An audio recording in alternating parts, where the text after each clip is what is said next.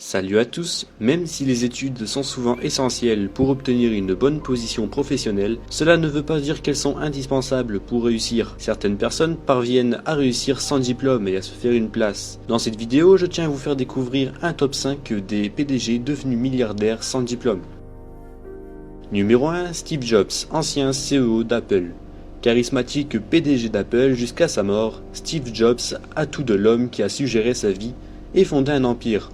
Pourtant, Jobs a stoppé ses études au Reed College après seulement un petit semestre de cours. Cela pour fonder Apple quelques années plus tard et rencontrer le succès mondial qu'on lui connaît. Numéro 2, Mark Zuckerberg, CEO de Facebook. Le cas de Mark Zuckerberg a de quoi faire rêver tous les passionnés d'informatique du monde entier.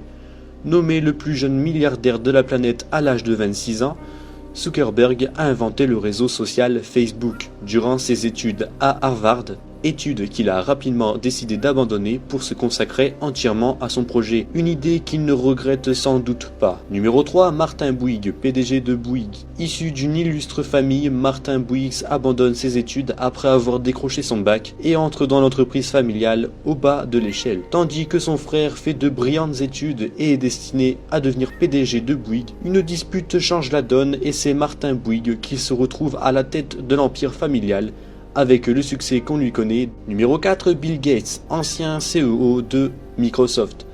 L'histoire de Bill Gates ressemble un peu à celle de Mark Zuckerberg. Étudiant à Harvard, Bill Gates fonde Microsoft alors qu'il n'est encore qu'adolescent et décide de s'y consacrer entièrement en arrêtant ses études. Sa fortune est estimée à 53 milliards de dollars. Numéro 5, Michael Dell, CEO de Dell. Alors qu'il suivait des études supérieures pour devenir physicien, Michael Dell fonde sa propre compagnie d'informatique et quitte rapidement l'université pour s'y consacrer. Alors qu'il n'a que 19 ans, depuis, l'homme est devenu riche, fortune estimée à environ 13,5 milliards de dollars, et est régulièrement élu CEO de l'année. Voilà donc la preuve que parfois l'ingéniosité et le talent sont plus utiles dans la vie professionnelle que les diplômes.